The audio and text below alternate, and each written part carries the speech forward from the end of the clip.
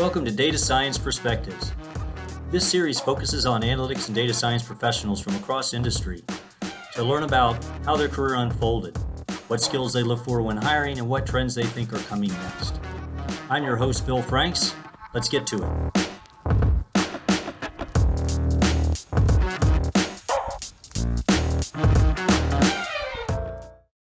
Welcome to this episode of Data Science Perspectives. I'm your host, Bill Franks.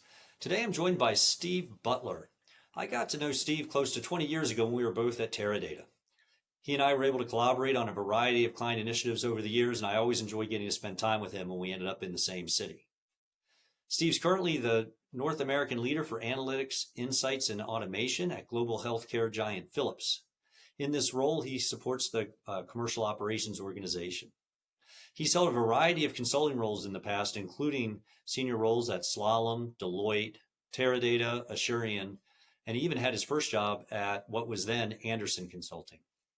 He also put some time in the telecommunications industry with both Verizon and AT&T, and was the head of data and analytics for Rent.com. Steve has a BS in marketing and management information systems from Lipscomb University and an MBA in manufacturing operations management from the University of Alabama. And with that, let's welcome Steve to the show. Thanks for joining me on the show today, Steve. Bill, really appreciate the invitation. Excited to share kind of what I've experienced and learned over these last years in data and analytics. Yeah, so what I'd like to start out with, speaking of that, is, back in the day when you started your career, what drove you into this world of data analytics? Because it wasn't a thing when we were young. It was not. I'm shocked to see all the young men and women coming out of school these days with degrees in data and analytics that just didn't exist. And it really was happenstance that I even ended up in the analytics space, because my first job after completing my MBA was with, at the time it was called Andersen Consulting, now it's Accenture. And so I was taught to be a programmer, really taught to understand business processes and do consulting work. I did that for about 3 years, moved around a couple of times.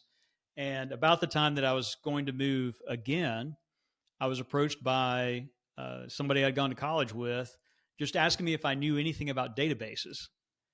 And I said I did. And so I interviewed for a job that was tagged as a marketing analyst. Oh. And the role was for a wireless phone company that, back then you could just kind of throw cell phones out the window and catch customers. But I ended up in kind of this unique role within this analyst pod where a lot of the analysts were more kind of spreadsheet-based analytics, but they really needed someone that could query databases, procure data, curate data, and put it into models and reports that everybody could use. And so that was my role within that team. Was really built because I had the expertise to go write SQL, access data. That became my initial role. And it kind of became the classic, in the land of the blind, the one-eyed man's king. I ended up at headquarters running the database marketing team for that wireless company. And as all things in telecom that day, it just kind of built from there. As there was consolidation, the responsibilities increased, but it was always in that vein of building data solutions and building products that met the analytical needs of either a function or an organization. And, here I am today, 20 plus years after the fact, still doing the same thing. Yeah, you might not remember this or maybe didn't know it to begin with, but my first job was also at a telco at AT&T. And so back in the 90s, when we were both in that general space, those telephone companies were some of the earliest adopters of analytics, particularly at scale, because a lot of companies back then, as you know, didn't even have customer databases yet, but they had to from billing. So I've always found it intriguing how many people of our generation took a turn through one of the major telcos of the day at some point, because if you wanted to do cutting edge stuff, there were a number of years there, that was one of the primary places to do it. Well, and I think those were some of the few companies that could afford to platform data at a scale that made kind of that massive analytics doable. We not to select preferences on data platforms, but back then when I first got hired, we had an Oracle database warehouse.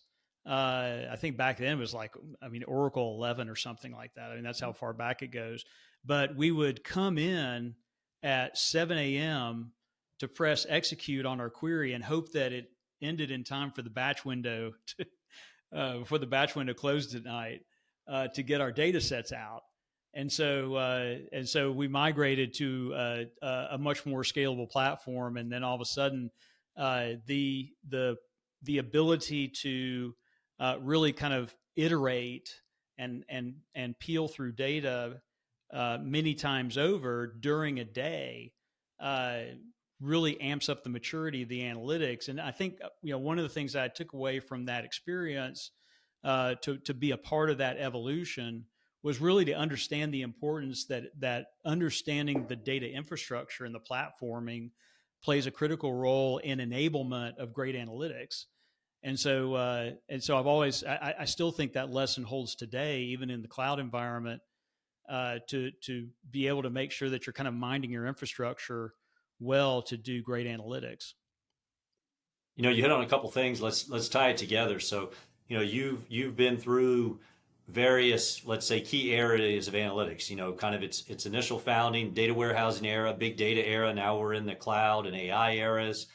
Are there one or two things you think has changed the most, and are there one or two things that you think are still pretty much the same issues and same things we're dealing with decades later? So I think that there's been a couple of elements that I think the first thing is that the increase in speed, like the ability to spin up, spin down on infrastructure to manage large data sets, or to manage high end processing, add GPUs when you need to. You're really able to sort of power through some of the large scale data analytics problems at a much faster pace than you were back in those days when I was kind of hands on keys to everything. So I think the speed at which you move, I think the ability to do work at those speeds, bringing agile frameworks into the data and analytics area, that I'm a big proponent of, that allow teams to work faster together, to collaborate faster. Your infrastructure now can keep up with you. I think some of the things that has not changed is taking the time to really develop the curation of the data in ways that makes it digestible for the business. It still requires you to take the time to make sure that you're integrating it properly in a way that weaves it all together, that makes the context of analytics make sense. Now the tooling might be a little bit different, but you still have to spend that time and not rush through that. Otherwise, you end up with kind of the host of false positives and that you end up with when you haven't thought it all through. Another thing, when I look back at your career and the various roles you've had, you're one of, I'd say, rare might be a strong word, but not the most typical path, where you've had both a heavy mix of consulting type roles and a heavy mix of client side roles. So what are some of the pros and cons you see, especially for someone earlier in their career wondering what way they want to go? What are the pros and cons of a consulting role versus client side, especially as it pertains to analytics data science?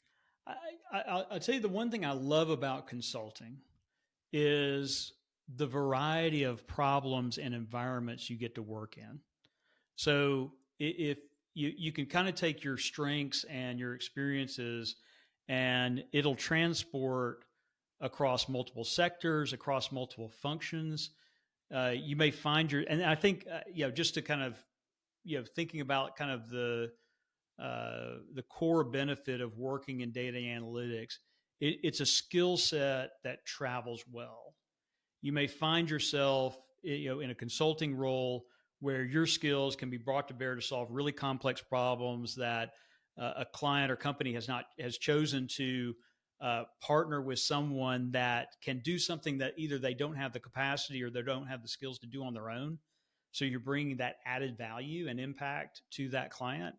Uh, but also, you may find yourself in the corporate side of your career where that data and analytics skill can work in HR. It could work in marketing. It could work in finance. So many job roles out there are a little bit commoditized where they're kind of waiting for something to open up in a particular function, but not data and analytics. There's always a place for it. There's always a need for it. Uh, the thing that I always coach people that are looking at their career, not just in data but in technology in general, is you really never have to worry about unemployment. You just have to worry about becoming an antique.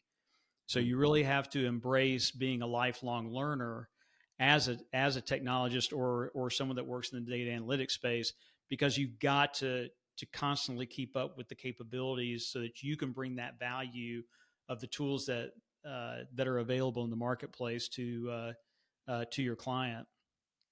The thing about a corporate role, though, I think this is not necessarily specific to data analytics. The thing that you do in consulting is you kind of helicopter in, helicopter out.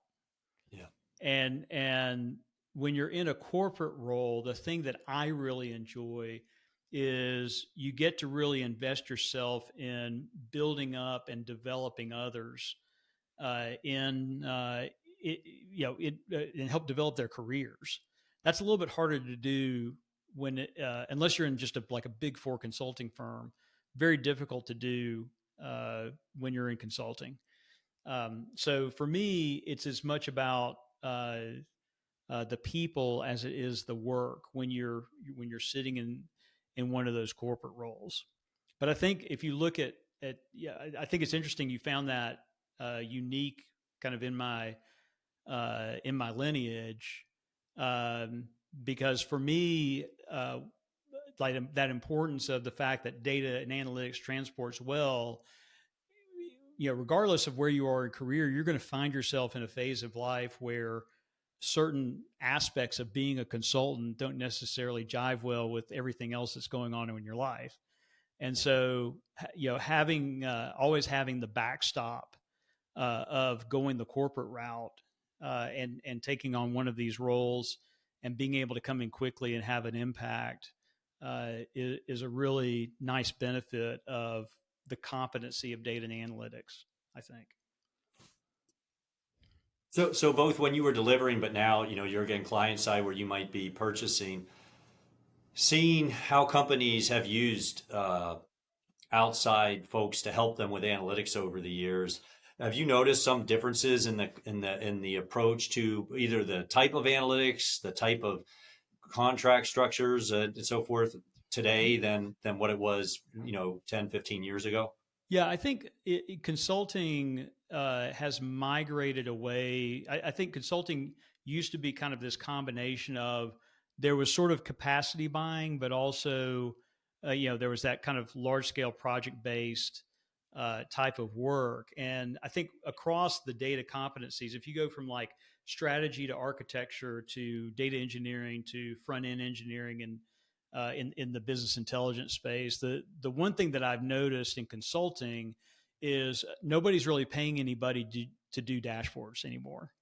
In fact, at Slalom, when I was there, we noticed a sea change probably about 2021 or so, where that skill has almost gotten commoditized, where people are graduating with the ability to make dashboards. So it's almost like if you're going to be in consulting, like trying to start a Microsoft Excel practice, that's about as much sense it makes to do it in BI. So that's been a big change, I think, because normally in these engagements, they were kind of full scale, it's not full scale, full stack deliveries.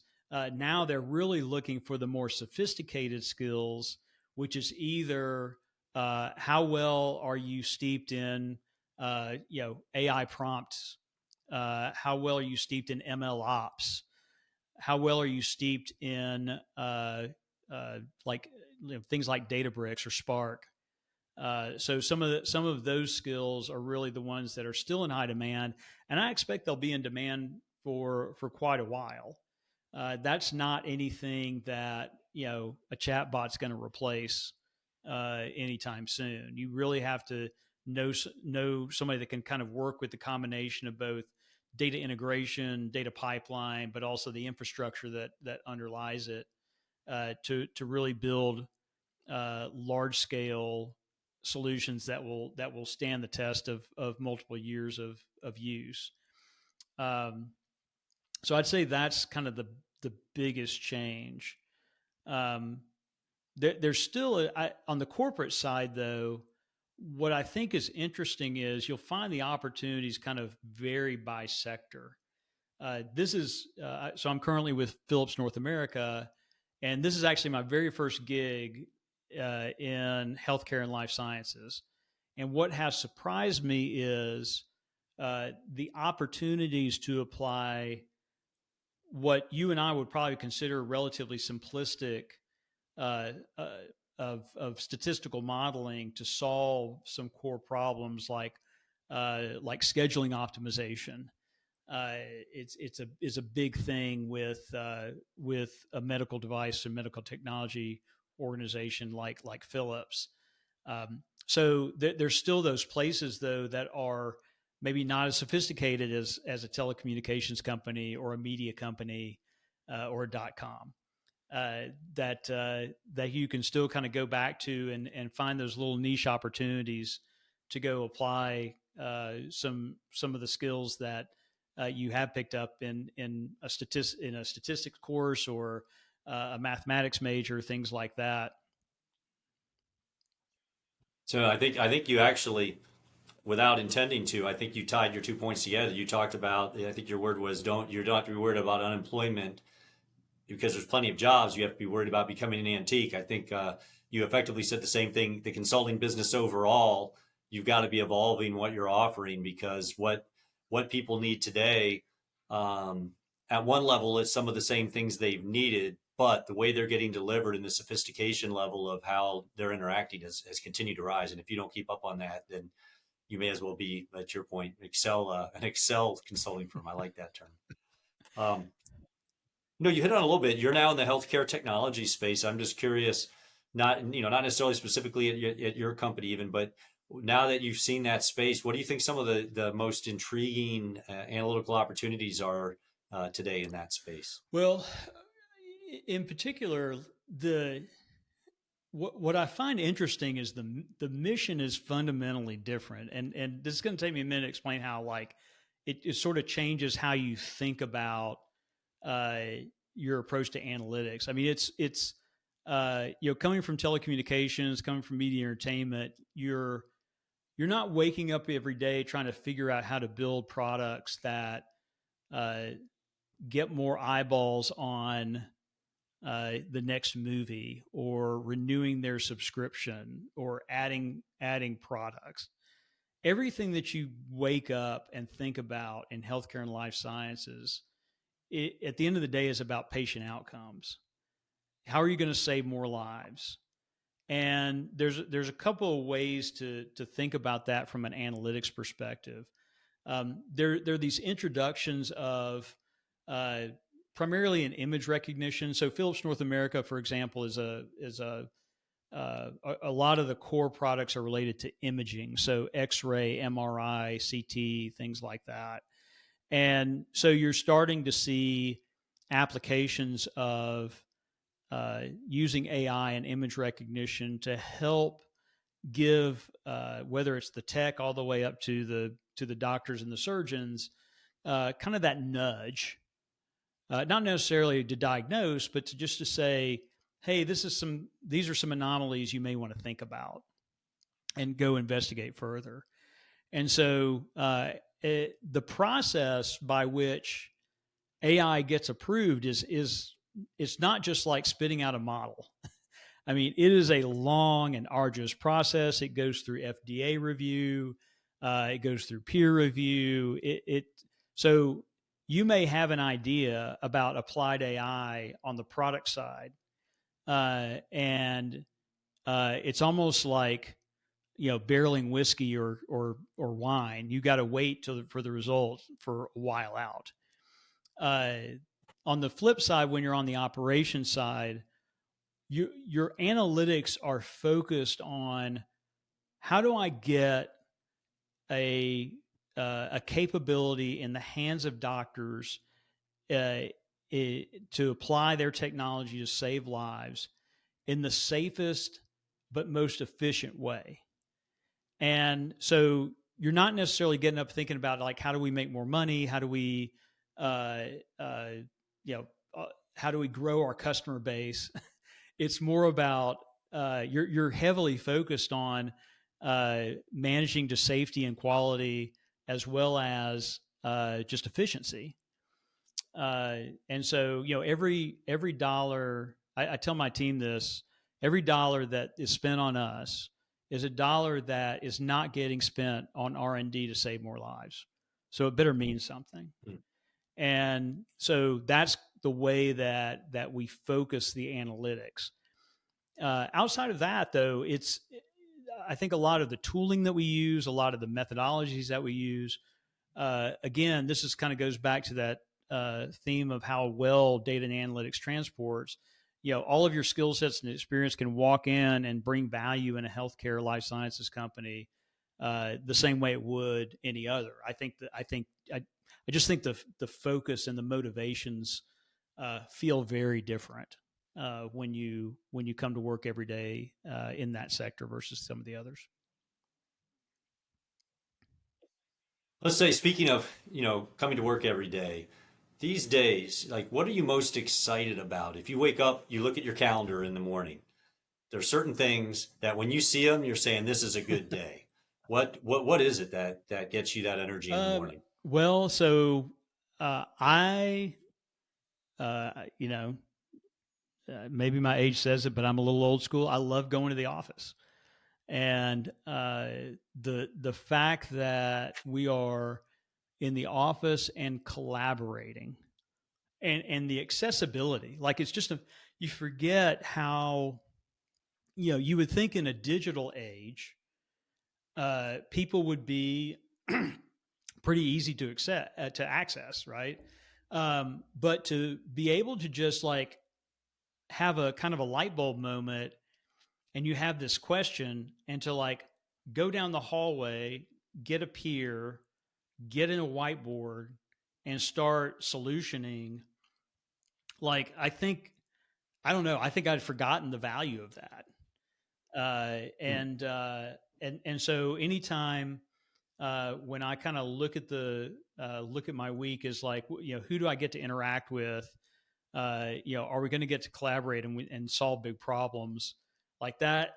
That's what gets me excited. I think anybody that's really steeped in the analytics space, like being able to solve problems, is really key to having like giving you that visceral effect of enjoying what you do when you get to see the answer and solve the problem. I think that's really a big thing.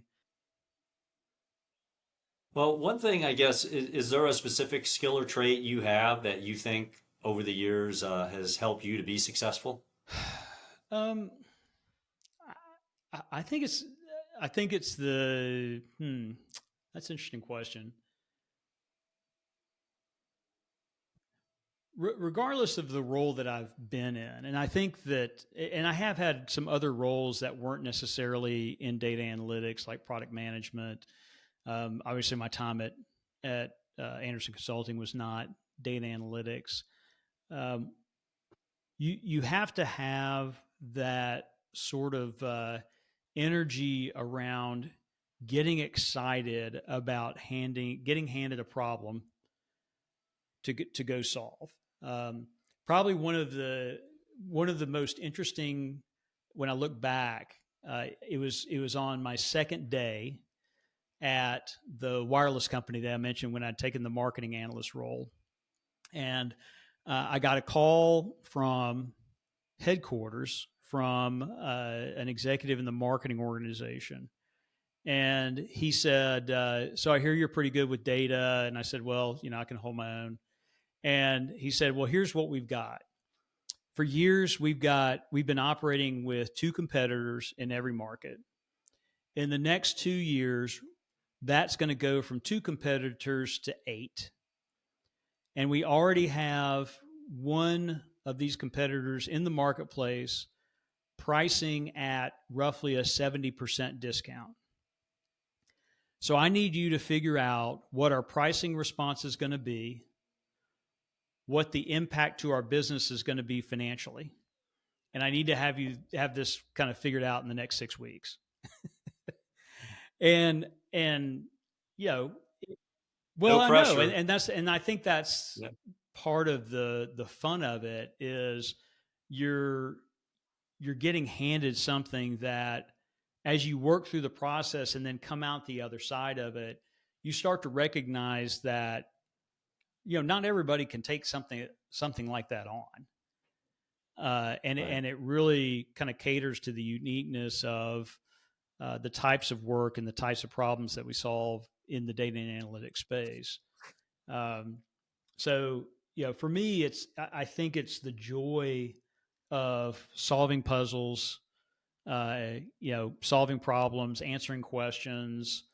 That to me is really the kind of core kind of character attribute I think keeps me in the data and analytics space. Are there things like technical aptitude? Sure, you can't be scared of technology in in this space, and you always need to be willing to learn. I'll be the first to admit that I'm very, very well steeped in the Azure stack. I know enough of the AWS stack to be dangerous. GCP, total blind spot for me, except for Looker. And so, you have to, if I was in consulting and I got thrown to a retail client, they're 80% probably going to be on GCP. So I better be a fast learner if I somehow get handed a client and I'm consulting and you walk into a GCP based client. So I guess just to summarize, like problem solver, technical aptitude, be a fast learner. I think those are kind of keys to success for a long and sustaining career in this space. So just real quick, because we're running, I think I've taken more than enough of your time so far. Just one fast prediction. And if we've been looking a lot back and current. If you look forward 3 to 5 years, what's one trend you think is going to be be high impact based on what you're seeing today? I think one of the niche skills that's going to be a really big deal is it's kind of like in the vein of master data management, but it's kind of that ontology, knowledge graph, AI prompt. I think that's a huge growth area because it's kind of this classic combination of you've got some technical aptitude, but you also need language and contextual skills to be able to build those things properly. I think there's going to be a lot of evolution in the technology that helps support creation of those things. But I think that's going to be a huge growth area as we think about unique language models that sit within sectors as well as companies. For like I can say sales and revenue in Philips Healthcare, and they will not translate to GE Healthcare or Siemens. So like you're going to have to build those custom ontologies and knowledge graphs at a client level. I think that's a huge growth area to be able to really operate in that space. Hey, well, thanks so much. I appreciate you sharing your thoughts today, and I'm glad you're able to make it on the show. Bill, thanks for having me. I really enjoyed sharing.